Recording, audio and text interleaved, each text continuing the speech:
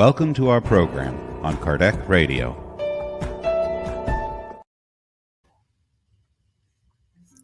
Good evening, friends. Welcome to Kardec Radio.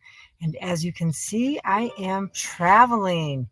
And it just reminds us that we can take Kardec Radio wherever we go. Welcome to all of you this evening, Sunday, 6 p.m. My name's Teresa Castro. I'm the host for this prayer for peace moment. And I'm so glad you are all here. I hope everyone is healthy and had a nice holiday. And speaking of which, today is New Year's Eve. So what do we do on New Year's Eve? We reminisce about the year that just passed. We take a review. What were the fun things? What were the not so fun things? What were the good things? What were the bad things?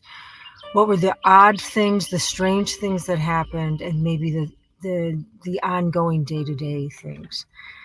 And we are encouraged in the Spirit's book, question 919, when Kardec asked them, what is the most effective method for self-improvement and for resisting the attraction of wrongdoing? And the Spirit's answer, and in particular, this answer comes from St. Augustine. And again, this is question 919 in the Spirit's book. And they answer, the most effective method for self-improvement is know thyself. And he reminds us that Socrates told us this, many hundred years ago. So St. Augustine says, yes, the most effective method for improving ourselves, and we know our greatest obstacles are pride and selfishness. So the best way to improve that is to know ourselves. And St. Augustine, in this answer, even outlines for us how we can go about doing that. And he says that we need to take a review because self-knowledge is difficult to achieve. So it's not an easy task, even though it may sound easy. Oh, you just need to know yourself. So he gives us some recommendations for doing a self-review. And this is according to, or from St. Augustine. He says, at the end of the day, assess our conscience. And he said this is what he did in his last incarnation that helped him. That at the end of the day, he would assess his conscience. And some of the things he would ask himself is, did I fail to perform any duty? Was there some obligation, some responsibility that I failed to perform? He also says, would someone complain about me? We often are looking to complain about others. So he reminds us we need to turn it around. And would someone complain about me of something I've done, said, some behavior, attitude? And then he says, one way we can do this with sincerity, because what happens, our pride can get in the way. We can become very arrogant and say, it's always the other guy's fault. But he says to turn it around. And he says, so if you're questioning or maybe feeling that little uh-oh voice of something's maybe not right here, is to say, if someone would have done that to me, how would I feel? So that is he says, a foolproof way that we can avoid tricking ourselves. And besides, turning it around and putting ourselves in the other person's shoes, and if it were being done to us, that's one method. The second thing is to ask myself, am I ashamed of anything that I've done? Is there something that I'm feeling embarrassed, humiliated, ashamed about? That can be another indicator that perhaps we have caused some offense. And I really like this next one. He says, to ask yourself the question, If I were to discarnate right in this moment and I were to meet my maker, would I dread seeing somebody on the other side? Is there, even if they haven't really discarnated, but if I were to meet them there? Because he reminds us in the spiritual realm, nothing is hidden. So all feelings are felt very intensely and intently. So he says that's another way we can self-examine. So he says we should review our actions. First, have we offended God? And how many of us do that? So that's, he says, should be number one. Have I offended God? Have I offended my neighbor? And lastly, have I offended myself? So if we start thinking about, well, I'm supposed to take care of myself first, we know the commandment that love God with all your heart, your mind, body, and soul, and then your neighbor as yourself. And in addition, we know that even the directions on an airplane tell us to put our own oxygen on first. This is okay. We do need to take care of ourselves first. We can't take care of other people if we don't take care of ourselves. We can't forgive other people if we don't forgive ourselves. However, that self-care does not need to take lifetime after lifetime after lifetime. So the point here is that, yes, we need to do self-care, but we need to know the difference between self-care and selfishness, self-centeredness. All right. And so, and the next piece of advice he gives is, he says that we should be close to our enemies. Listen to what our enemies say about us. Why? Because our enemies don't have any interest in disguising the truth. Enemies, right? Loved ones may not want to hurt our feelings. Friends may not want to hurt our feelings or want us to get upset with them. So maybe they kind of, put on the rose-colored glasses, but not our enemies. They are, he tells us that God places them in our life as a mirror so we can better see ourselves. He says that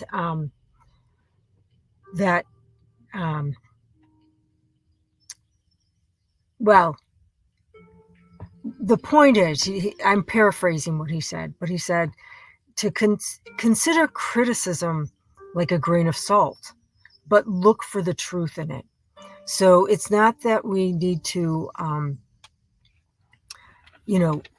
degrade ourselves or punish ourselves, but it is helpful when we can hear feedback from people, to look for what is true with what they're saying. It may not be an absolute truth, but there may be truth to it, and that is can be helpful to us, because when we see these things, then we can know what it is to transform. Because if we don't know ourselves, then we can't really help ourselves, right? And we can also see ourselves as a business, so to speak, and every business needs to take stock of its inventory. And it can not only look at all the good things, because that's not going to help to improve its business, just like if it only looks at all the bad things and never looks at the strong points of the business.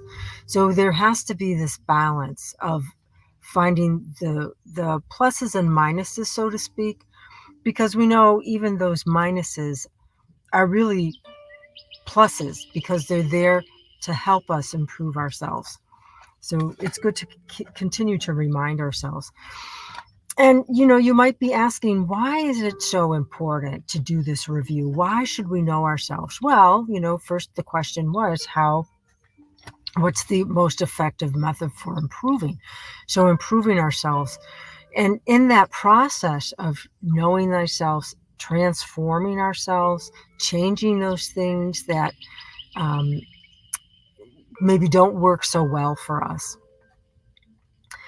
we reform, right? We transform, we evolve, we progress, and we free ourselves, because oftentimes these things that don't work so well for us, hold us in bitterness, feelings of rancor, feelings of bitterness, feelings of remorse, guilt, which really, unless guilt can get us to see we've done something wrong and move on to that next step of repentance, guilt really does not serve a good, healthy purpose.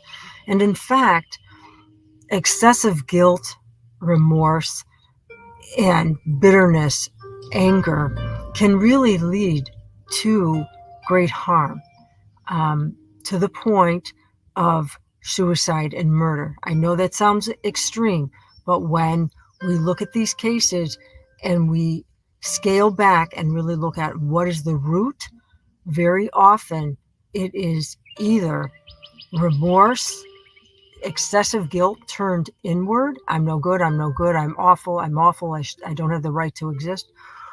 Or rancor. Indignation. I can't believe this happened to me. This is injustice. I'm justified. I need to fix it, make it right. These extreme attitudes, beliefs, thoughts, behaviors can lead to these extreme episodes of either suicide or murder. So I'd like to close with a prayer that, although it is not it's not a spiritist prayer. It's very much aligned with spiritism. And I do not know the author of this prayer. It is unknown. However, I am told that I was given this prayer from someone who works as a chaplain in prison, in the prison systems. And they often work with the inmates with this prayer. So I wanted to share it this evening with all of you. So if you can safely do so, please close your eyes. Take some deep breaths to help settle ourselves and connect with Mother, Father, God.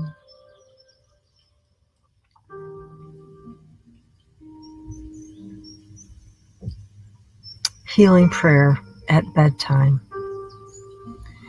Jesus, through the power of the good spirits, I ask to be assisted in going back into my memory as I sleep. Every hurt that has ever been done to me, heal that hurt. Every hurt that I have caused to another person, heal that hurt. All the relationships that have been damaged in my whole life that I'm not aware of, heal those relationships. But Lord, if there is that I need to do, if I need to go to a person because they are still suffering from my hand, bring it to my awareness. I choose to forgive, and I ask to be forgiven. Remove whatever bitterness and or guilt may be in my heart, Lord, and fill the empty spaces with your love. So be it. Thank you so much for joining me in this prayer. And let us bring the end of the year to a close, not only looking back over the year, and we don't have to wait till the year or to the end of the year or at bedtime. We can do what's called a spot check inventory in our day. Oftentimes it can be accompanied with that uh-oh voice. We know we've said something or acted out of line and we get that little jolt. Let us respond to that and see how we can correct it, not only to be right, but to, again, to free ourselves so that we don't need to hang on to these intense feelings or repress them. Because this is the thing that makes us sick, right? When we don't clear our conscience. And this is the great benefit of doing this review and looking at ourselves, getting to know ourselves, is that we can, as St. Augustine says, one can sleep peacefully as our conscience is clear. So let's begin. Let's begin now. We don't have to wait for the end of every year. But what a great time is on New Year's Eve to look back over the year and maybe draw up that columns of pros and cons and see how we fare, and where it is we can see repeated patterns over that we can change. Thank you so much for joining me this evening. I wish all of you a very happy, blessed, healthy new year. And let's remember to start it out by helping somebody else. Many blessings, friends. See you all next week.